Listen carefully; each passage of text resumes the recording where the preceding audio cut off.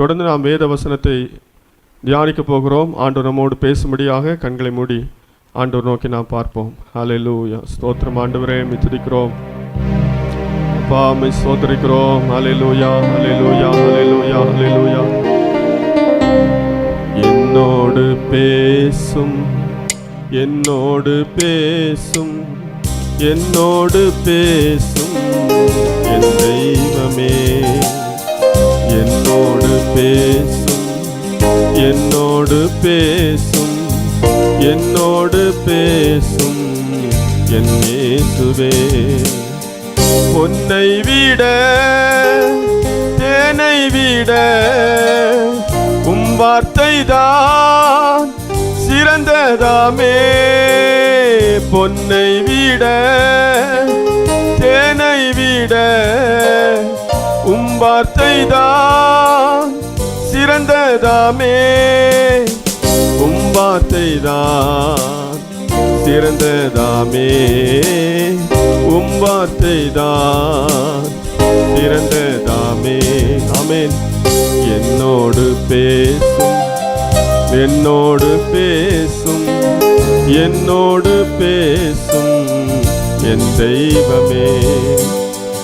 என்னோடு பேசும், என்னோடு பேசும், என்னோடு பேசும் என் இயேசுவே.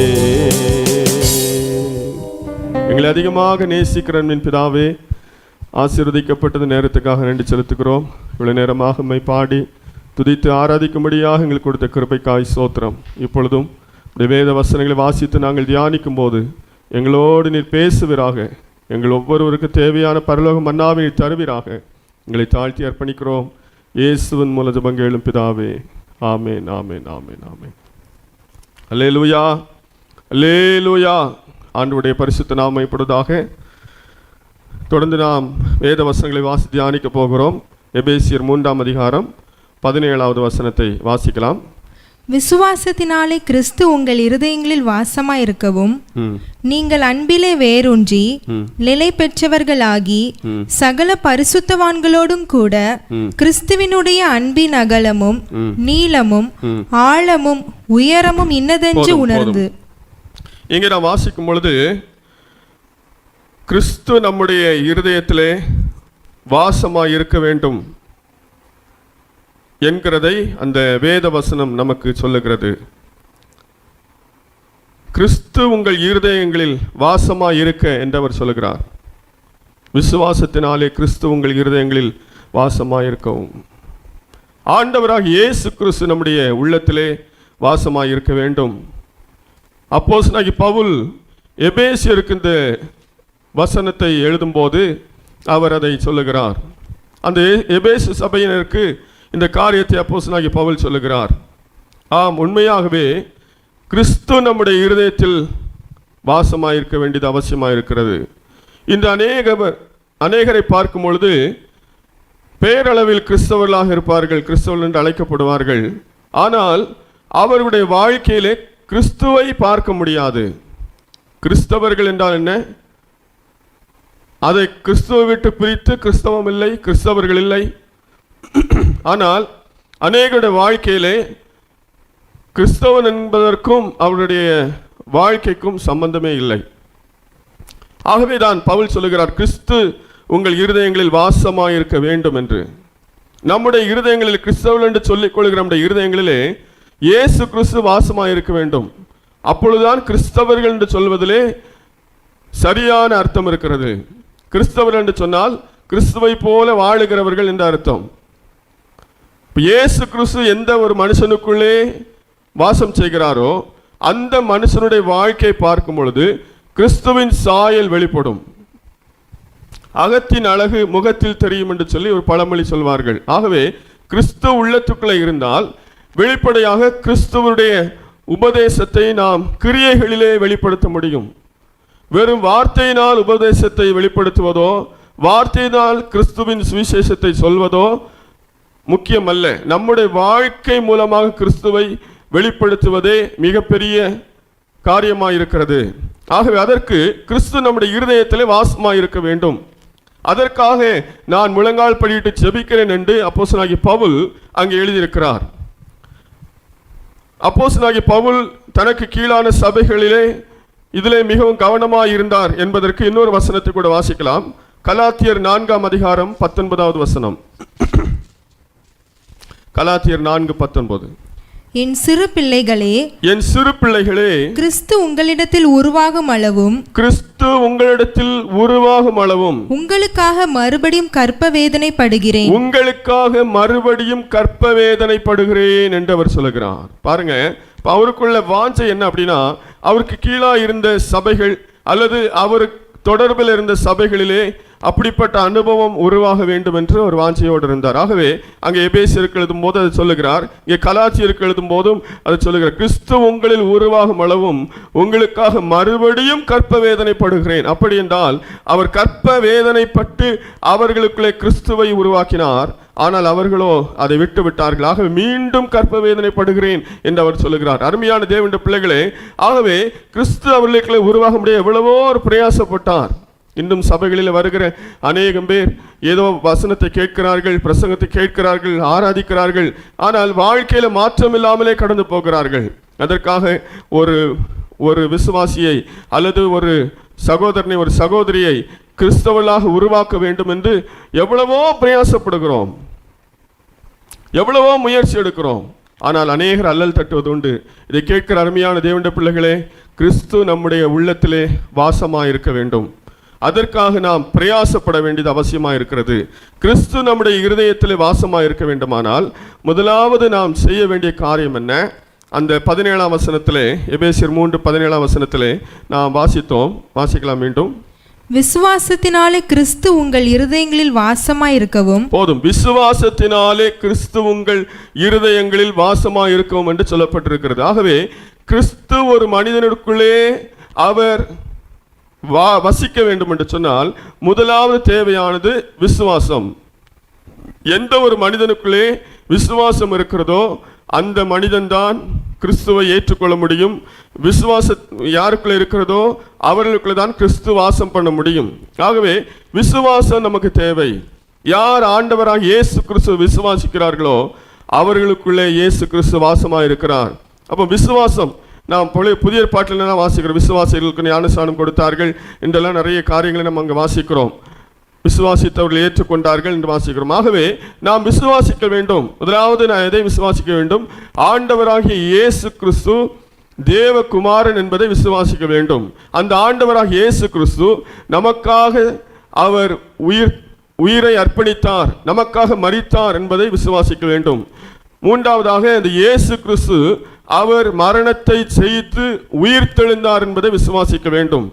அந்த இயேசு கிறிஸ்து வழியாக தான் பரலோகம் போக முடியும், அதன் மூலமாக தான் நித்திய ஜீவனை நாம் சுதந்தரித்துக் கொள்ள முடியும் என்பதை நாம் விசுவாசிக்க வேண்டும். ஆகவே அதில் நாம் மிக ஆழமாக விசுவாசிக்கும் போது தான் இயேசு கிறிஸ்து நம்முடைய உள்ளத்தில் வாசம் பண்ண முடியும். ஏதோ இயேசு ஒரு நல்ல மனிதர் அல்லது இயேசு கிறிஸ்து ஒரு நல்ல தீர்க்கதரிசி, இயேசு கிறிஸ்து ஒரு புனிதர், இப்படி அநேகர் இதை ஏற்றுக்கொள்வது உண்டு. ஆனால் இயேசு கிறிஸ்துவை மெய்யான தெய்வமாக யார் விசுவாசித்து ஏற்றுக்கொள்கிறார்களோ அவர்களுடைய உள்ளத்தில் தான் இயேசு கிறிஸ்து வந்து வாசம் பண்ண முடியும். ஆகவே நம்முடைய வாழ்க்கையிலே, ஒரு மனுஷனுடைய வாழ்க்கையிலே இயேசு கிறிஸ்து வாசமாக இருக்க வேண்டுமானால் முதலாவது தேவையானது விசுவாசம். விசுவாசத்தினாலே கிறிஸ்து உங்கள் இருதயங்களில் வாசமாக இருக்கவும். விசுவாசம் இல்லாமல் ஆண்டவருடைய உள்ளத்தில் வாசம் பண்ணவே முடியாது என்பது வேதம் அநேக இடங்களிலே தெளிவாக சொல்லப்பட்டிருக்கிறது. இன்னொரு வசனத்தை கூட வாசிக்கலாம். அப்போஸ்தலர் நடவடிக்கைகள் 16ஆம் அதிகாரம் 31வது வசனத்தை வாசிக்கலாம். அதற்கு அவர்கள், கர்த்தராகிய இயேசு கிறிஸ்துவை விசுவாசி, கர்த்தராகிய இயேசு கிறிஸ்துவை விசுவாசி, அப்பொழுது நீயும் உன்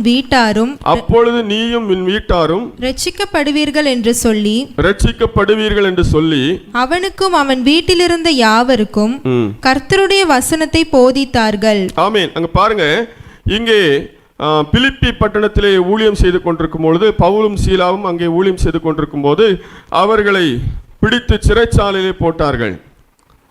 அந்த சரித்திரம் நமக்கு நன்றாக தெரியும். ஆகவே நான் சுருக்கமாக சொல்லுகிறேன். சிறைச்சாலையிலே போட்டு அவர்களை காவல் காத்து கொண்டிருந்தார்கள். அந்த நேரத்தில் நடுராத்திரியிலே இவர்களுடைய கை கால்களெல்லாம் தொழுமரத்திலே கட்டப்பட்டு நன்றாக அடித்து அவர்களை கட்டி வைத்திருந்தார்கள்.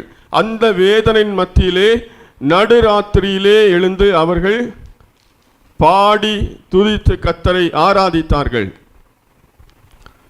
இப்படி அவர்கள் பாடி துதிக்கிற நேரத்திலே அந்த சிறைச்சாலின் அஸ்திவாரங்கள் எல்லாம் அதிர்ந்தது, கதவுகள் எல்லாம் திறந்தது. உடனடியாக சிறைச்சாலை அந்த காவல் செய்கிற தலைவன் அவன் வந்து ஓடி வருகிறான். ஐயோ, எல்லா கைதிகளும் ஓடிவிட்டார்களே, நாம் என்ன சொல்வது என்று சொல்லி அவன் பயந்து நடுங்கி தற்கொலை செய்யும்படியாக, தன்னை குத்தி கொள்ளும்படியாக அவன் அங்கே முயற்சி செய்கிறான்.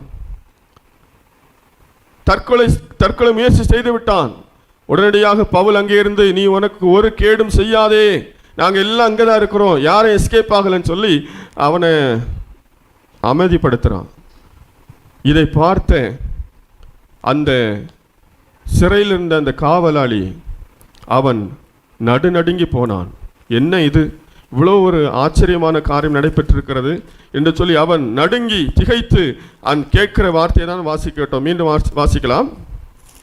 அதற்கு அவர்கள், கர்த்தராகிய இயேசு கிறிஸ்துவை விசுவாசி, அப்பொழுது நீயும் உன் வீட்டாரும் இரட்சிக்கப்படுவீர்கள் என்று சொல்லி அவனுக்கும் அவன் வீட்டிலிருந்த யாவருக்கும் கர்த்தருடைய வசனத்தை போதித்தார்கள். போதும். அப்பொழுது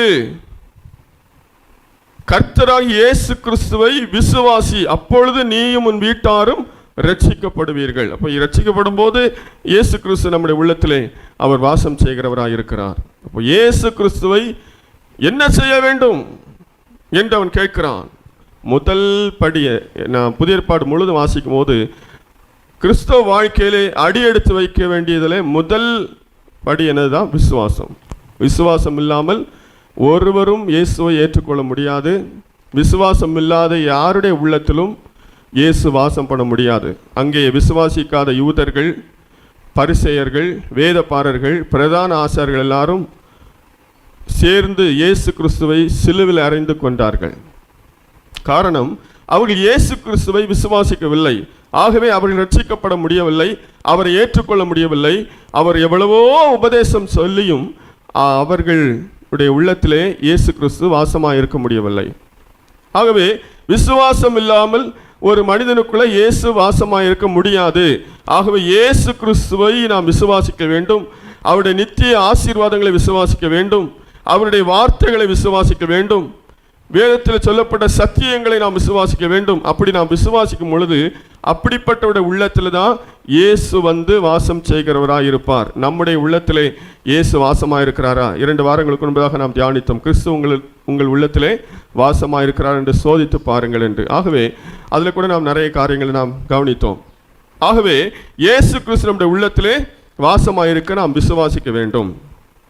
இரண்டாவதாக, இயேசு கிறிஸ்து ஒரு மனுஷனுடைய உள்ளத்திலே வாசமாக இருக்க வேண்டுமானால் பாவத்தை விட்டு மனம் திரும்பி பரிசுத்தமாய் வாழ வேண்டும். பாவத்தை விட்டு மனம் திரும்பி பரிசுத்தமாய் வாழ வேண்டும். மனம் திரும்புதல் அவசியம். விசுவாசித்து விட்டு அப்படியே விட்டு விடுவதல்ல. நான் இயேசுவை விசுவாசிக்கிறேன் என்று சொல்வதல்ல. வேதத்தில் வாசிக்கிறோம், பிசாசுகளும் விசுவாசிக்கிறது என்று வாசிக்கிறோம்.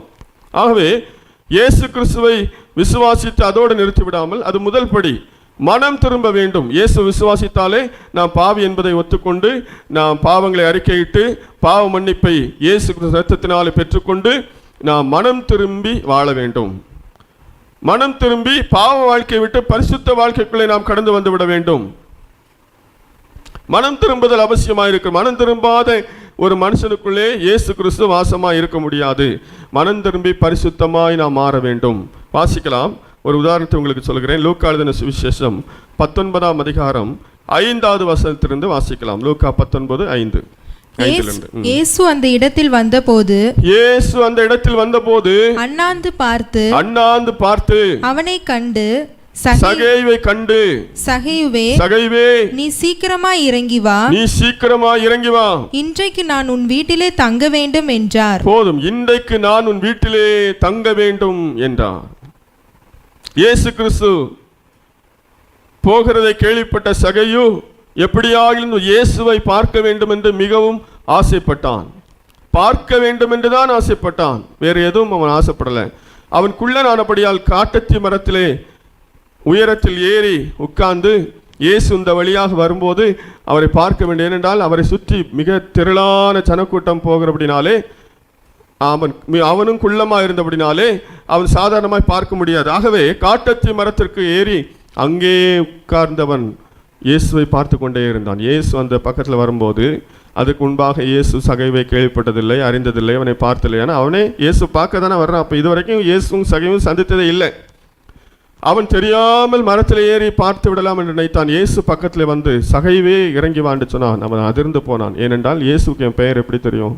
அதெல்லாம் அவன் யோசித்தான். ஆகவே இன்றைக்கு நான் உன் வீட்டில் தங்க வேண்டும். எல்லாரும் சொல்றாங்க, பாவியான இந்த மனுஷனிடத்தில் இவர் தங்க போறாரா அப்படின்னு எல்லாரும் முறுமுறுக்கிறாங்க. அந்த நேரத்தில் கீழே வாசிக்கலாம். அவன் சீக்கிரமாய் இறங்கி சந்தோஷத்தோட அவரை அழைத்து கொண்டு போனான். அதை கண்ட யாவரும் இவர் பாவியான மனுஷனிடத்தில் தங்கும்படி போனார் என்று முறுமுறுத்தார்கள். சகேயு நின்று கர்த்தரை நோக்கி, ஆண்டவரே, என் ஆஸ்திகளில் பாதியை ஏழைகளுக்கு கொடுக்கிறேன். ஆண்டவரே, என் ஆஸ்திகளில் பாதியை ஏழைகளுக்கு கொடுக்கிறேன். நான் ஒருவனிடத்திலும் எதையாகிலும் அநியாயமாய் வாங்கினதுண்டானால் நாளத்தனையாக திரும்ப செலுத்துகிறேன் என்றான். நான் யாரிடத்திலாவது அநியாயமாய் வாங்கினதுண்டானால் நாளத்தனையாக திரும்ப செலுத்துகிறேன் என்றான். இயேசு அவனை நோக்கி, இன்றைக்கு இந்த வீட்டுக்கு இரட்சிப்பு வந்தது, இவனும் ஆபிரகாமுக்கு குமாரனாய் இருக்கிறானே. இழந்து போனதை தேடவும் இரட்சிக்கவுமே மனுஷகுமாரன் வந்திருக்கிறார் என்றார். ஆமென். அங்கே இரட்சிப்பு என்று நான் ஏற்கனவே நாம் அப்போஸ்தலர் வாசித்தோம். இரட்சிப்பு என்று சொல்லும் போதே ஆண்டவர் நமக்குள்ளே வருகிற அந்த அனுபவம் வந்து விடுகிறது. ஆகவே இங்கே நான் உன் வீட்டிலே தங்க வேண்டும் என்று சொன்னார். அப்போ இயேசு தங்குகிற ஒரு வீடாக இருக்க வேண்டுமானால் எப்படி இருக்க வேண்டும்? அந்த சகையு மனம் திரும்பினான். சகையு தன்னுடைய பாவத்தில் மறுக்கையிட்டான். அங்கே அவன் சொல்லுகிறான், யாரிடத்தில் ஆகிலும் நாம் அநியாயமாய் வாங்கினதுண்டானால் நாளத்தனையாக திருப்பி கொடுக்கிறேன், ஆசியில் பாதை ஏழைகளுக்கு கொடுக்கிறேன் என்று சொல்லி அவன் தன்னுடைய வாழ்க்கையை அர்ப்பணித்தான். மனம் திரும்பினபடினாலே இயேசு அவனுடைய வீட்டை, அவனுடைய குடும்பத்தை, அவனை ஆசீர்வதித்தார். அவனுடைய உள்ளத்தில் இயேசு வந்து விட்டார். அவன் இயேசுவை ஏற்றுக்கொண்டான். அருமையான தேவனுடைய பிள்ளைகளே, ஒரு மனுஷனுக்குள்ள இயேசு கிறிஸ்து வாசமாக இருக்க வேண்டுமானால் இயேசுவை விசுவாசிக்க வேண்டும், மனம் திரும்பி பரிசுத்தமாய் வாழ வேண்டும். சிலர் ஆரம்ப வாழ்க்கையில் மனம் திரும்பி விட்டார்கள், ஆனால் மீண்டும் பாவ வாழ்க்கைக்கு கடந்து சென்று விடுவார்கள். அப்படிப்பட்டவருடைய உள்ளத்திலே இயேசு கிறிஸ்து வாசம் பண்ண முடியாது. மனம் திரும்பி பரிசுத்தமாய் வாழ வேண்டும். இருதயத்தில் சுத்தமுள்ளவர் பாக்கியவான்கள், அவர்கள் தேவனை தரிசிப்பார் என்று சொல்லப்பட்டிருக்கிறது. 2 வாரங்களுக்கு முன்பதாக நாம் தியானிக்கும் பொழுது கர்த்தருடைய ஆலயத்தை குறித்து தியானித்தோம். நாமே அவருடைய ஆலயம் என்கிற தலைப்பிலே அநேக காரியங்களை தியானித்தோம். அப்படி நாம் ஆலயமாக இருக்கும் பொழுது நம்மை நாம் எப்படி பரிசுத்தமாய் வைத்துக் கொள்ள வேண்டும் என்கிற அநேக காரியங்களை நாம் தியானித்தோம். ஆகவே நாமே அவருடைய ஆலயமாக, அவர் தங்கும் இல்லமாக நாம் இருக்கிறோம். அப்படி என்றால் மனம் திரும்பி பரிசுத்தமாய் வாழ்ந்தால் மட்டுமே இயேசு கிறிஸ்து நம்முடைய உள்ளத்திலே வாசம் பண்ண முடியும் என்பதை நாம் புரிந்து கொள்ள வேண்டும். மூன்றாவதாக, இயேசு நம்முடைய இருதயங்களில் வாசமாக இருக்க வேண்டுமானால் நாம் என்ன செய்ய வேண்டும்? வாசிக்கலாம். வெளிப்படுத்தின விசேஷம் 3ஆம் அதிகாரம் 20வது வசனத்தை வாசிக்கலாம். இதோ வாசற்படியிலே நின்று தட்டுகிறேன், ஒருவன் என் சத்தத்தை கேட்டு, வாசற்படியில் நின்று தட்டுகிறேன், ஒருவன் என் சத்தத்தை கேட்டு கதவை திறந்தால் அவனிடத்தில் நான் பிரவேசித்து அவனோடே போஜனம் பண்ணுவேன், அவனும் என்னோடே போஜனம் பண்ணுவான். இதோ வாசற்படியில் நின்று கதவை தட்டுகிறேன், ஒருவன் என் சத்தத்தை கேட்டு கதவை திறந்தால். அப்போ இயேசு கிறிஸ்து வாசற்படி என்று தட்டுகிறார், நம்முடைய இருதய வாசலிருந்து தட்டுகிறார். அப்படின்னு என்ன அர்த்தம்? அவர் நம்மோடு பேசுகிற காரியம். அவருடைய வார்த்தைகளுக்கு கீழ்ப்படிய வேண்டும். அவருடைய சத்தத்துக்கு யார் கீழ்ப்படுகிறார்களோ அவருடைய உள்ளத்தில் தான் இயேசு கிறிஸ்து பிரவேசிக்க முடியும். அவருடைய இருதயத்தில் தான் இயேசு கிறிஸ்து வாசம் பண்ண முடியும். கதவை திறந்தால், ஆண்டவர் ஒரு நாள் கதவை உடைச்சிட்டுலாம் வரமாட்டார். திருடன் தான் என்ன செய்வான்? கதவை உடைச்சிட்டு வருவான். அவர் தட்டுவார், திறந்தா உள்ள வருவார், திறக்கலைன்னா அவர் போயிடுவார், திரும்பி போயிடுவார். இப்போ ஆண்டோடைய வசனத்தை நாம் வாசிக்கிறோம், பிரசங்கங்களை நாம் கேட்கிறோம், பாடல்களை கேட்கிறோம், அநேக கிறிஸ்தவ புத்தகங்களை வாசிக்கிறோம், அநேக கிறிஸ்தவ பத்திரிகைகளை வாசிக்கிறோம். பல விதத்திலும் இயேசு நம்மோடு பேசுகிறார். அந்த ஆண்டவருடைய சத்தத்தை நாம் பல சூழ்நிலைகளிலே பல விதங்களிலே நாம் கேட்க முடியும். அப்படி ஆண்டவர் பேசும்போது அந்த வார்த்தைகளுக்கு நாம் கீழ்ப்படிய வேண்டும். ஒருவன் என் சத்தத்தை கேட்டு கதவை திறந்தான். ஆண்டவர் பேசுகிற காரியங்களுக்கு கீழ்ப்படுகிற அனுபவம் யாருக்குள்ளே இருக்கிறதோ அவர்களுக்குள்ளே இயேசு கிறிஸ்து வந்து வாசம் செய்வார். ஆண்டவருடைய சத்தத்துக்கு நாம் கீழ்ப்படுகிறோமா? இன்னும் ஒரு வசனத்தை கூட வாசிக்கலாம். அதே போல இன்னொரு வசனம், யோவான் எழுதின சுவிசேஷம் 14ஆம் அதிகாரம் 23ஆம் வசனத்தை வாசிக்கலாம். இயேசு அவனுக்கு பிரதியுத்தரமாக, ஒருவன் என்னில் அன்பாயிருந்தால் அவன் என் வசனத்தை கைக்கொள்ளுவான், அவனில் என் பிதா அன்பாயிருப்பார், நாங்கள் அவனிடத்தில் வந்து அவனோடே வாசம் பண்ணுவோம். ஒரு விஷயம் கூட வாசிக்கலாம். இயேசு அவனுக்கு பிரதியுத்தரமாக, ஒருவன் என்னில் அன்பாயிருந்தால் அவன் என் வசனத்தை கைக்கொள்ளுவான், ஒருவன் என்னில் அன்பாயிருந்தால் அவன் என் வசனத்தை கைக்கொள்வான், அவனில் என் பிதா அன்பாயிருப்பார், அவனில் என் பிதா அன்பாயிருப்பார், நாங்கள் அவனிடத்தில் வந்து அவனோடே வாசம் பண்ணுவோம், அவனோடே வாசம் பண்ணுவோம். அல்லேலூயா. பாருங்க, ஒருவன் என் வசனத்தை கேட்டு அதற்கு கீழ்ப்படிந்து நடந்தால், அப்ப ஆண்டவருடைய வசனங்களுக்கும் அவருடைய வார்த்தைகளுக்கும் யார் கீழ்ப்படுகிறார்களோ அவர்கள் மேலே ஆண்டவர் அன்பா இருக்கிறார். அது மாத்திரமல்ல, அவர்களுக்குள்ளே அவர் வாசம் செய்கிறார் என்று சொல்லி இயேசு கிறிஸ்து சொல்லுகிறார். ஆகவே நம்முடைய வாழ்க்கையில கீழ்ப்படிதல் மிகவும் அவசியம். ஆண்டவருடைய வார்த்தைகள் கீழ்ப்படியும் போது தான் ஆண்டவர் உள்ள இருப்பார். கீழ்ப்படியல் அப்படின்னா ஆண்டவர் நம்மை விட்டு விலகி போவது நிச்சயம். ஆகவே கீழ்ப்படிதல் மிகவும் அவசியமானது. நிறைய வசனம், சிலர் பைபிள் ஃபுல்லாக கரைச்சி குடிச்சிருப்பாங்க. எந்த வசனம் எங்கே இருக்குன்னு கேட்டால் உடனடியாக சொல்லுவாங்க. நம்ம பிரசங்கத்துக்கு வசனம் சொல்கிறதுக்கு முன்னாடியே கூட எடுத்து வச்சுருப்பாங்க சிலர் ரெடியாக. பாஸ் இந்த வசனத்தை தான் சொல்ல போகிறாங்க அடுத்ததுன்னு சொல்லி அந்த அளவுக்கு வசனத்தை நன்றாக கற்றிருப்பார். இன்னும் சிலர் நான் பார்க்கிறேன், வசனம் சொல்லும்போது எடுக்காமலே வாசிக்கிறவங்க கூட இருக்கிறாங்க. அந்த அளவுக்கு வேதத்தில் தேறினவர்கள், போதகர்களை பார்க்கலும் வசனத்தில் வளர்ந்தவர்கள் கூட உண்டு. ஆனால் அது முக்கியம் அல்ல, அது தேவை. வசன அறிவு, வேத அறிவு 100க்கு 100 ஒரு மனுஷனுக்கு தேவை. ஆனால் அதை அறிந்தால் மட்டும் போதாது, அதன்படி நடக்கிறவளாய் நாம் இருக்க வேண்டும். எவ்வளவு வசனம் வாசித்தோம் என்பது முக்கியமல்ல. நாளைக்கு பரலோகத்துக்கு போகும்போது ஆண்டவர் நீ பைபிள் எத்தனை நேரம் வாசிச்ச? நீ 100 நேரம் வாசிச்சியா? அப்போ உனக்கு தான் முதல்ல பரலோகத்தில் இடம். நீ எத்தனை முறை வாசிச்ச? 50 முறை. அப்போ உனக்கு 2வது இடம். நீ எத்தனை முறை? 10 முறை. உனக்கு 3வது இடம். அப்படி அவர் கேட்க மாட்டார். அவர் கவனிக்கிறது, வாசிக்கிற வசனத்தை கடைப்பிடிக்கிறோமா, அதை பிராக்டிஸ் பண்ணுறோமா, அதை தான் ஆண்டவர் கவனிக்கிறார். ஏதோ வாசித்து அப்படியே விட்டு விடுகிறது அல்ல. கேட்கிற வாசிக்கிற ஆண்டவருடைய சத்தத்துக்கு நாம் கீழ்ப்படிய வேண்டும். அப்படி கீழ்ப்படிவதுதான் என்னது? கதவை திறக்கிற அனுபவம். வேத வசனத்துக்கு நம்முடைய இதய கதவு திறக்கிறதா, அல்லது வேத வசனத்துக்கு நம்முடைய இதய கதவு அடைத்தே இருக்கிறதா? வேத வசனத்துக்கு நம்முடைய இதய கதவு அடைத்திருக்குமானால் இன்னும் அங்கே தான் இருக்கிறது. எப்போது நம்முடைய இதய கதவை ஆண்டவருடைய சத்தத்துக்கு, அவருடைய வசனங்களுக்கு திறக்கிறோமோ அப்பொழுதுதான் அந்த வசனம் நம்முடைய இருதயத்துக்குள்ளே வருகிறது. அதை உன் இருதயமாகிய பலகையில் எழுதி என்று பழைய ஏற்பாட்டில் வாசியது போல, வசனம் நம்முடைய வாயிலே மாத்திரமல்ல, நம்முடைய சிந்தனையில மாத்திரமல்ல, அது நம்முடைய உள்ளத்துக்குள்ளே வர வேண்டும். அதுதான் கீழ்ப்படுகிற அனுபவம். எவ்வளவோ வசனங்களை நாம் ஆராய்ந்து அறிந்திருக்கிறோம். நம்முடைய வாழ்க்கையில கீழ்ப்படுகிறதுல மிகவும் பின்தங்கிய நிலைமையில அநேகர் காணப்படுகிறோம். ஆண்டவர் அவர்களை குறித்து தான் வேதனைப்படுகிறார். நான் வாசற்படியில் நின்று தட்டி கொண்டிருக்கிறேன்,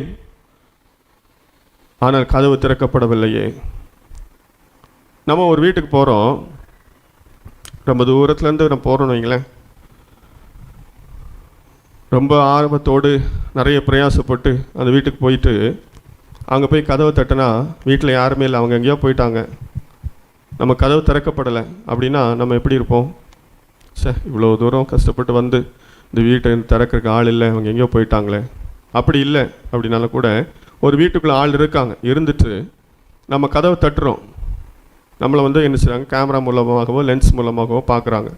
பார்த்துட்டு இவங்களா இப்போ திறக்க வேண்டாம் அப்படின்னு சொல்லி நம்ம தட்ட திறக்காமலே இருந்தாங்கன்னா நமக்கு எவ்வளோ கோபம் வரும், எவ்வளோ மன கஷ்டமாக இருக்கும். அதே போல தான் இயேசு கிறிஸ்து நம்மோடு பேசிக்கொண்டே இருக்கிறார். எதற்கு இந்த ஆராதனைகள், எதற்கு இந்த பாடல்கள் எல்லாம், எதற்கு இந்த பிரசங்கம் எல்லாம், எதற்காக? ஆண்டவர் நம்மோடு அதில் பேசி கொண்டிருக்கிறார். பேசி கொண்டிருக்கிற அவருடைய வார்த்தைகளுக்கு நாம் கீழ்ப்படியாமல் சும்மா மணிக்கணக்காக பைபிள் வாசிக்கிறதும், நடக்கும்போதும் ஓடும்போதும் பாடுறதும், இதில் ஒரு பிரயோஜனமும் இல்லை. நாம் கீழ்ப்படுகிறோமா? ஒரு பரிசுத்தவான் இப்படியாக சொன்னார், கிறிஸ்தவர்கள் நன்றாக பாடுவார்கள், பொய்யாய் பாடுவார்கள் என்று சொன்னார். எப்படி பாடுவாங்களாம்? பொய்யாய் பாடுவாங்க. நம்ம பாட்டு பாடுவோம், அதுக்கும் நமக்கு சம்பந்தமே இருக்காது. முக்கியமாக சில பாடல்கள் எல்லாம் இருக்கிறது. நம்ம கூட போன வாரமாக முந்தின வாரமாக பாடணும்னு நினைக்கிறேன். இன்ப இயேசு ராஜாவை நான் பார்த்தால் போதும். இந்த பாட்டை சபைகளை அநேக பேர் பாடுறதில்லை. எங்கே பாடுவாங்க அப்படின்னா, யாராவது செத்து போனால் பாடுவாங்க. அதனாலே பயந்தே சபைகளை பாட மாட்டேங்கிறாங்க, செத்து போயிடுவோமோ அப்படின்னு சொல்லி. பவுல் சொல்கிறார், கிறிஸ்து எனக்கு ஜீவன், சாவு எனக்கு ஆதாயம் என்று சொல்லி. சாவுக்கு பயப்படுறோம், கிறிஸ்தவம் கிடையாது. அதை செத்த வீட்டில் பாடியே அதை செத்த வீட்டு பாட்டாக மாற்றிட்டாங்க. ஆனால் அது செத்த வீட்டில் பாட வேண்டிய அவசியம் இல்லை. அதை நல்ல உற்சாகமாக பாடி ஆராதிக்கிற ஒரு பாடல், அதை இந்த மரண வீட்டில் பாடியே அதை பார்த்தாலே சிலருக்கு மரண பயம் வந்துடுது. இது போல் நிறைய பாடல் இன்று ஒதுக்கப்பட்டிருக்கிறது. ஆகவே இதை போல் நம்ம இஷ்டத்துக்கு அங்கே என்னத்துக்கு பாடி என்ன பிரயோஜனம்?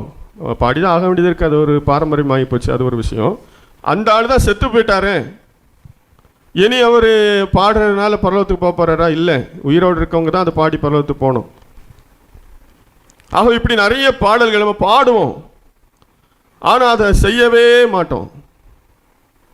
ஃபாதர் பெக்மன்ஸ் பாட்டு ஒன்று உண்டு, வேறு ஒரு ஆசை இல்லை இயேசு ராஜா உண்மை தவிர. இந்த பாட்டை இப்போ பாடணும் அப்படின்னா எல்லாரும் அழகாக பாடுவாங்க. வேறு ஒரு ஆசை இல்லை இயேசு ராஜா உம்மை தவிர, உம்மை தவிர வேறு ஒரு ஆசை இல்லை இயேசு ராஜா உம்மை தவிர, உம்மை தவிர.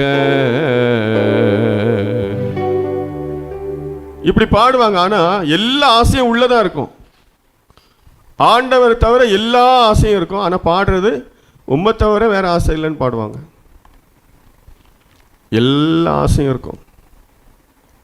பூ மேல ஆசை, பொட்டு மேல ஆசை, நகை மேல ஆசை, உடை மேல ஆசை, எல்லா ஆசையும் இருக்கும். தேவையானது நம்ம வாழ்க்கையில் வச்சுக்க வேண்டியதான். தேவையில்லாததெல்லாம் போட்டு ஆசைப்படுறது, அப்புறம் அதோட விட்டாலும் பரவாயில்ல, பாட்டு மட்டும் வேறு ஒரு ஆசையும் இல்லை இயேசு ராஜா. யாரை ஏமாத்துறதுக்கு பாடுறோம்? ஆண்டவரை யாரையும் ஏமாற்ற முடியாது. ஆகவே அதான் சொல்லுவார், கிறிஸ்தவர்கள் இப்படி சொல்லியிருக்காங்க, மறந்துட்டேன். கிறிஸ்தவர்கள் பொய் சொல்ல மாட்டார்கள், ஆனால் பொய்யாய் பாடுவார்கள் என்று சொல்லி. நாங்கள் பொய்யே சொல்ல மாட்டோம் கிறிஸ்தவங்கன்னு சொல்லுவாங்க. ஆனால் அந்த ஆராதனை வேலையெல்லாம் முக்கியமாக பொய் தான் சொல்லுவாங்களாம். ஆகவே ஆண்டவருடைய சத்தத்துக்கு நாம் கீழ்ப்படிய வேண்டியது அவசியமாக இருக்கிறது.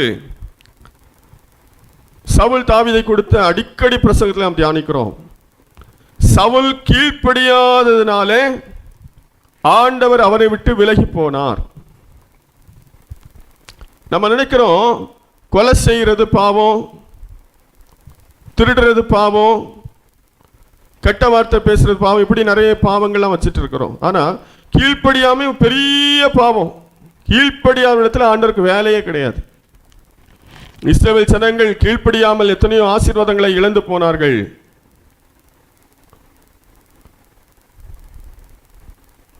அநேகர் கானானுக்குள்ளே பிரவேசிக்க முடியாமல் போனார்கள்.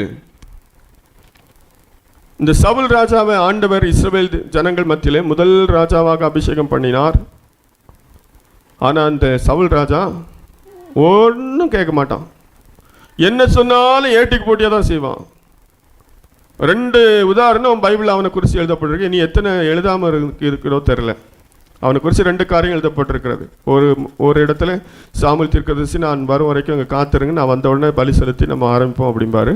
இவர் கரெக்டாக 7 நாள் பார்த்துட்டு வரலான உடனே பலி செலுத்திடுவார். பலி செலுத்திட்டே இருக்கும்போது சாமுவேல் தீர்க்கதரிசி வந்துடுவார்.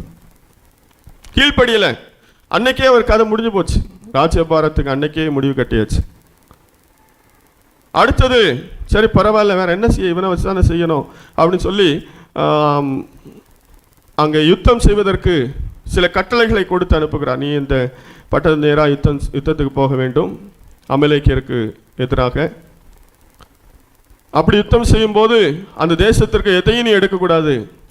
ஆடு மாடு எல்லாம் நீ வெட்டி அதை அழிச்சிடணும், அதுலேருந்து எதுவும் நீ எடுக்கக்கூடாதுன்னு சொல்லியிருந்தார். அதுக்கு மாறாக அவன் கிரியை செய்ய ஆரம்பித்தான். எதை எடுக்க வேண்டாம்னு சொன்னாரோ அதை எடுத்தான். அப்படி கீழ்ப்படியாமை. வேற அவன் பெரிய பாவம்லாம் செய்யலைங்க. நம்ம கூட நினைக்கிறோம் நான் பெரிய பாவம் செய்கிறதில்லை, இந்த சிறிய பாவம் தான் நினைக்கிறோம். இல்லை, ஆண்டவரை எந்த அளவுக்கு அறிகிறோமோ அந்த அளவுக்கு ஆண்டவரோடு நெருங்க நெருங்க நாம் பாவங்களை கொஞ்சம் கொஞ்சமாக விட்டு கொண்டே இருக்க வேண்டும். அதுதான் வளர்ச்சிக்கு அடையாளம். ஆகவே தாவீது என்ன செய்தான்? கீழ்ப்படிந்தபடினாலே பரிசுத்த ஆவியானவர் அவனோடு கூட இருந்தார். இந்த சவுல் அவனுடைய குற்றங்களை எடுத்து சொன்ன பின்பும் அவன் அதிலிருந்து மனம் திரும்பவில்லை. தாவீது அவன் ஒரு இடத்துல தவறுனதாக வேதம் சொல்லுகிறது. ஆண்டவர் தெளிவாக சொல்ற ஒரே ஒரு விஷயம் மட்டும்தான் அவர் சொல்றார். அந்த விஷயத்திலும் அவனை உணர்த்தின உடனே அவனை செய்தான். அர்ப்பணித்தது மாத்திரமல்ல, அவன் அதற்காக கண்ணீர் வடித்து ஜெபித்து மனம் திரும்பி மீண்டும் அவன் ஆண்டவருக்காக வாழ்ந்தான். சவுலை விட்டு ஆவியானவர் எடுபட்டு போனார். ஆனால் தாவீதை விட்டு ஆவியானவர் விலகவில்லை. கர்த்தர் தாவீதோடு கூட இருந்தார். அப்போ தேவன் நம்முடைய வாழ்க்கையிலே வாசம் பண்ண வேண்டும் என்றால் அவருடைய சத்தத்துக்கு நாம் கீழ்ப்படுகிறவர்களாய் மாற வேண்டும். 4வதாக, இயேசு கிறிஸ்து யாருடைய இருதயத்தில் வாசமாயிருப்பார், அதற்கு நாம் என்ன செய்ய வேண்டும் என்கிற தலைப்பிலே 4வதாக ஏசாயாவின் தீர்க்கதரிசன புத்தகம் 57வது அதிகாரம் 15வது வசனத்தை வாசிக்கலாம். நித்தியவாசியும் பரிசுத்தர் என்கிற நாமமுள்ளவருமாகிய மகத்துவமும், நித்தியவாசியும் பரிசுத்தர் என்கிற நாமமுள்ளவராகிய மகத்துவமும் உன்னதமுமானவர் சொல்லுகிறார். உன்னதத்திலும் பரிசுத்த ஸ்தலத்திலும் வாசம் பண்ணுகிற நான் பணிந்தவர்களின் ஆவியை உயிர்ப்பிக்கிறதற்கும் நொறுங்கினவர்களின் இருதயத்தை உயிர்ப்பிக்கிறதற்கும் நொறுங்குண்டு பணிந்த ஆவி உள்ளவர்களிடத்தில் வாசம் பண்ணுகிறேன். யாருடைய உள்ளத்திலே வாசம் பண்ணுகிறார்? நொறுங்குண்டு பணிந்த ஆவி உள்ளவரிடத்திலே அவர் வாசம் பண்ணுகிறார். இயேசு கிறிஸ்து நம்முடைய உள்ளத்திலே வாசமாயிருக்க வேண்டுமானால் நாம் பணிந்த ஆவி உள்ளவர்களாக இருக்க வேண்டும். அது ஒரு மனத்தாழ்மையை குறிக்கிறது. தாழ்மை யாரிடத்தில் இருக்கிறதோ அவர்களுக்குள்ளதான் இயேசு கிறிஸ்து வாசம் பண்ணுவார். அவர் சொல்லு, நான் சாந்தமும் மனத்தாழ்மையுமாய் இருக்கிறேன், என்னிடத்தில் வந்து கற்றுக்கொள்ளுங்கள் என்று சொல்லுகிறார். இயேசு கிறிஸ்து இந்த உலகத்திலே அவர் தாழ்மையாய் வெளிப்பட்டார்.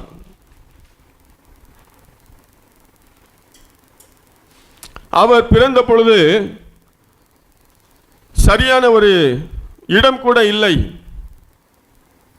ஆகவே தொழுவத்திலே அவரை வைத்திருந்தார்கள்.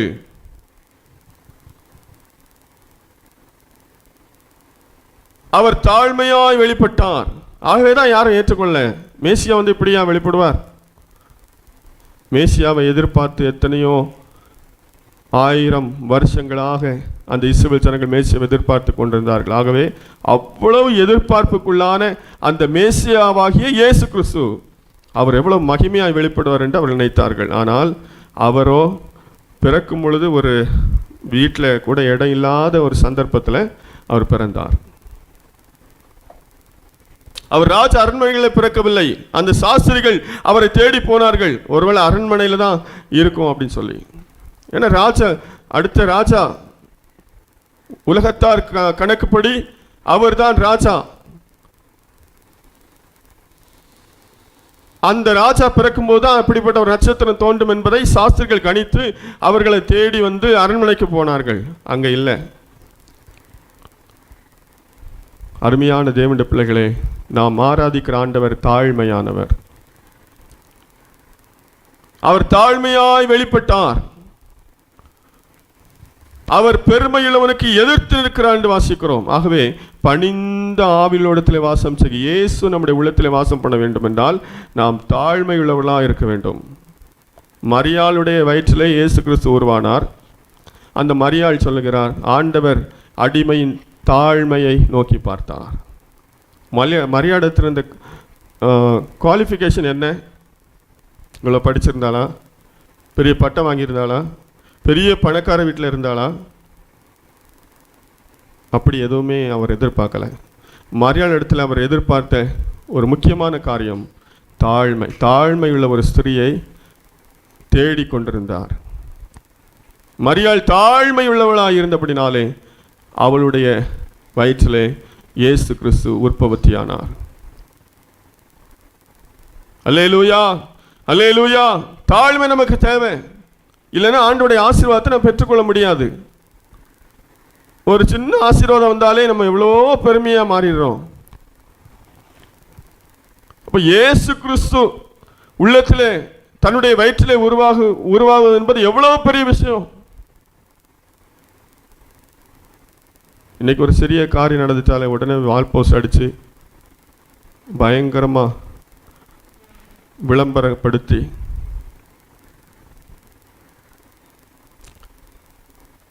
இதுதான் இன்னைக்கு உலகத்தில் நடக்குது. அநேக சபைகளிலும் ஊழியங்களிலும் கூட நடைபெறுகிறது. ஒரு ஊழியக்கார் பிரசங்கம் பண்ண வர்றாரு அப்படின்னா அதுக்கு முன்னாடி அந்த இன்ட்ரடக்ஷன் மாதிரி பண்ணுவாங்க பாருங்க. அதில் வந்து கீழே பிடிச்சி தள்ளுறதோ, கீழே கடந்து உருள்றதோ, இதுதான் இன்னைக்கு ஃபஸ்ட்டு வருது. இதை பார்க்குறவன் நினைப்பான், இதை என்னடா உருள்றாங்க, பிடிச்சி தள்ளுறாரு, பேயாடுது, அது பார்த்து அவன் பயப்பட்டு சேனலை ஆஃப் பண்ணிடுவான். இது அப்போந்தான் பெரிய ஊழியக்காரன்னு இன்னைக்கு உலகம் அதுதான் ஏற்றுக்கொள்ளுது. அப்படி கையை நீட்டினா கீழே விழணும், இப்படி கையை நீட்டினா கீழே விழணும், அப்படியே உருளணும். விளம்பரப்படுத்துகிற இடத்துல இயேசு கிறிஸ்து வாசம் பண்ண முடியாது. யார் தாழ்மையா இருக்கிறார்களோ அவருடைய இருதயத்தில் தான் இயேசு கிறிஸ்து வாசம் பண்ண முடியும். அதற்கு மிகப்பெரிய எடுத்துக்காட்டு மரியாள். அவள் தான் சரியான எடுத்துக்காட்டு. ஆகவே தாழ்மை நமக்கு இருந்தால் அவர் நம்முடைய உள்ளத்தில் வாசம் பண்ணுவார், நம்மை ஆசீர்வதிப்பார். 1 பேதுரு 5ஆம் அதிகாரம் 5ஆம் வசனத்தை வாசிக்கலாம். அந்தபடி இளைஞரே மூப்பருக்கு கீழ்ப்படியுங்கள். நீங்கள் எல்லாரும் ஒருவருக்கொருவர் கீழ்ப்படிந்து மனத்தாழ்மையை அணிந்து கொள்ளுங்கள். மனத்தாழ்மையை அணிந்து கொள்ளுங்கள். பெருமை உள்ளவர்களுக்கு தேவன் எதிர்த்து நிற்கிறார். பெருமை உள்ளவர்களுக்கு தேவன் எதிர்த்து நிற்கிறார். தாழ்மை உள்ளவர்களுக்கோ கிருபை அளிக்கிறார். தாழ்மை உள்ளவர்களுக்கோ கிருபை அளிக்கிறார். ஆகவே மனத்தாழ்மையை அணிந்து கொள்ளுங்கள். அப்படின்னா நம்ம பார்க்கும்போது நாம் தாழ்மையாக இருக்கிறோம் என்பதை மற்றவர்கள் புரிந்து கொள்ள வேண்டும். தாழ்மையாக இருக்க வேண்டும். நம்மை பார்க்கும்போது அந்த தாழ்மை அவளுக்கு தெரிய வேண்டும். அதை நாம் வெளிப்படுத்த வேண்டும். மனத்தாழ்மையை அணிந்து கொள்ளுங்கள். அப்படின்னா நம்ம ஒரு ட்ரெஸ்ஸை போடுற மாதிரி, நம்ம ஒரு ட்ரெஸ்ஸை போட்டுட்டோம் அப்படின்னு சொன்னால் பார்க்குறவங்களுக்கு தான் ட்ரெஸ்ஸு தான் தெரியும், நம்முடைய சரீரம் தெரியாது. அதே போல் நம்ம பார்க்கிறவர்களுக்கு நம்முடைய தாழ்மை தெரிய வேண்டும். நமக்கு நிறைய பணம் இருக்கலாம், நம்ம நல்லா படிச்சிருக்கலாம், நமக்கு நல்ல திறமை இருக்கலாம். ஆனால் ஒருத்தர் நம்மளை பார்க்கும்போது, உலகத்தார் பார்க்கும்போது நமக்குள்ளே அவங்க தாழ்மையை பார்க்கணும். அவங்களுக்குள்ளே தான் இயேசு கிறிஸ்து இருப்பார். இயேசு கிறிஸ்து யாருக்குள்ளே இருக்கிறாரோ அவர்கள் தான் தாழ்மையாக இருக்க முடியும். தாழ்மை ரொம்ப அவசியம். உயர்த்தப்படணும் அப்படின்னா தாழ்மை தேவை. பெருமை இருந்துச்சுன்னா நாம் எவ்வளவுதான் தலைகளை நின்னாலும் உயர்த்தப்படவே முடியாது. பெருமையுள்ளவர்களுக்கு தேவன் எதிர்த்து நிற்கிறார். வாசிக்கலாம் யாக்கோபு 4ஆம் அதிகாரம் 10வது வசனம். யாக்கோபு 4:10. கர்த்தருக்கு முன்பாக தாழ்மைப்படுங்கள், கர்த்தருக்கு முன்பாக தாழ்மைப்படுங்கள், அப்பொழுது அவர் உங்களை உயர்த்துவார். அப்பொழுது அவர் உங்களை உயர்த்துவார். கர்த்தருக்கு முன்பாக தாழ்மைப்படுங்கள், அப்பொழுது அவர் உங்களை உயர்த்துவார். ஆண்டவருக்கு முன்பாக ஒவ்வொரு நாளும் நம்மை தாழ்த்த வேண்டும். ஆண்டவரே என்னை தாழ்த்துகிறேன். தாவீது ஒவ்வொரு நாளும் தன்னை தாழ்த்தினான். யாக்கோபு தன்னை தாழ்த்தினான். யாக்கோபு சொன்னான், நான் கோலும் கையுமாக இந்த நதியை கடந்து போனேன்.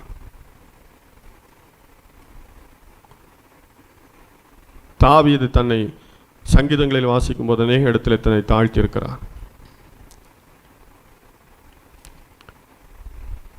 நம்முடைய வாழ்க்கையிலும் ஆண்டவருக்கு முன்பாக நாம் தாழ்த்த வேண்டும். சிலர் ஜபிக்கும் போதே ஆண்டவர்கிட்டே ரொம்ப பெருமை பண்ணுவாங்க. ஆண்டவரே, நான் யார் தெரியுமா? நான் எதெல்லாம் விட்டுட்டு வந்தேன் தெரியுமா? கப்பலை விட்டுட்டு வந்தேன், ஃப்ளைட்டை விட்டுட்டு வந்தேன், என் காரை விட்டுட்டு வந்தேன். நான் எவ்வளவு நேரம் ஜபிக்கிறேன் தெரியுமா? ஏன் எனக்கு நீ பதில் தரல? நீ இப்போ தரீரா தரலையா? இல்லை நான் வேற எங்கேயா போகவா? சில ஜபிக்கும் போதே இப்படிதான் பயங்கரமாக இது பண்ணுவாங்க. ஆண்டவருக்கு முன்பாக நாம் தாழ்த்த வேண்டும். நம்முடைய ஜபம், பைபிள் வாசிப்பெல்லாம் அங்கே ஏதோ நம்ம பெருமைப்படுத்த வேண்டிய அவசியம் இல்லை.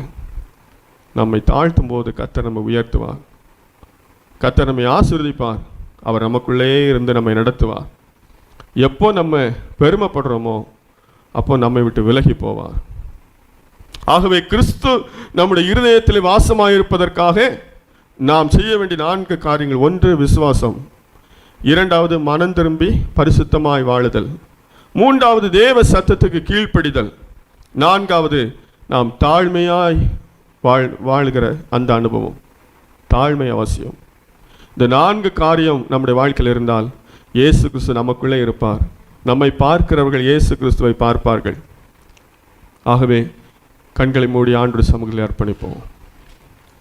ஆண்டவர் விரும்புகிற அந்த மனத்தாழ்மை நமக்குள்ள இருக்கிறதா? பணிந்த ஆவிலோடத்தில் வாசம் செய்கிறவர். ஆண்டுடைய வசனங்கள் எவ்வளவோ நான் வாசிக்கிறோம், எவ்வளவோ சத்தியத்தை தெரிஞ்சுக்கிறோம், ஆனால் அதுக்கெல்லாம் கீழ்ப்படுகிறோமா? நம்முடைய பாவங்களை விட்டு உண்மையாய் மனம் திரும்பி இருக்கிறோமா? இல்லை எப்போதும் பாவம் செய்துவிட்டே ஆண்டவரை ஆராய்த்து கொண்டிருக்கிறோமா? சிலர் சபைகளில் பார்க்கிறோம், வந்த நாள் முதல் கடைசி வரைக்கும் பாவியாகவே இருந்து தங்கள் ஓட்டத்தை முடித்து விடுவார்கள்.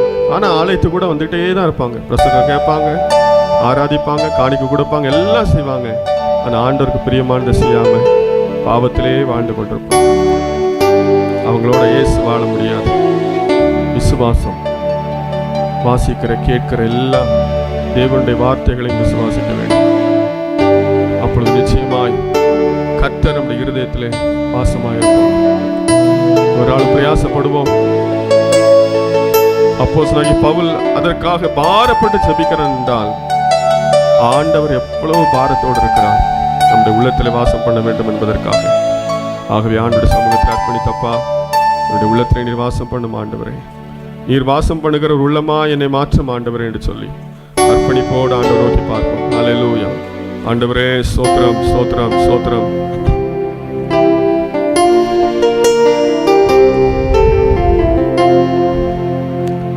எந்த உள்ளம் தங்கும் இயேசு நாயகா, உந்தன் வீடாய் கொள்ளும் இயேசு நாயகா. எல்லாரும் சொல்லுவோம். எந்த உள்ளம் தங்கும் இயேசு நாயகா, உந்தன் வீடாய் கொள்ளும். ஆமென். இயேசு நாயகா, இயேசு நாயகா, இயேசு நாயகா,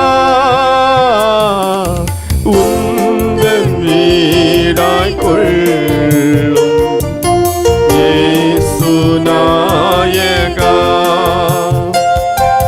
மாம்ச கிரீ கவலையை போக்கும் இயேசு நாயகா, குழந்தை உள்ளமாக்கும் இயேசு நாயகா, இயேசு நாயகா, குழந்தை உள்ளமாய் மாற்றும் இயேசு நாயகா, குழந்தை உள்ளம். ஆமென். மாம்சக்கிரியெல்லாம் மாறட்டும் ஆண்டவரே. நாயகா, என்னை உமக்கு தந்தே இயேசு நாயகா. எல்லாரும் சொல்லுவோம், இனி நான் அல்ல நீரே. ஆமென். இயேசு நாயகா, இயேசு நாயகா. ஆமென். இயேசு நாயகா, இனி நான் அல்ல நீரே. இயேசு நாயகா, எந்த உள்ளம் தங்கும் இயேசு நாயகா, உந்தன் வீடாய் கொள்ளும். ஆமென். இயேசு நாயகா. எல்லாரும் சொல்லுவோம், இயேசு நாயகா,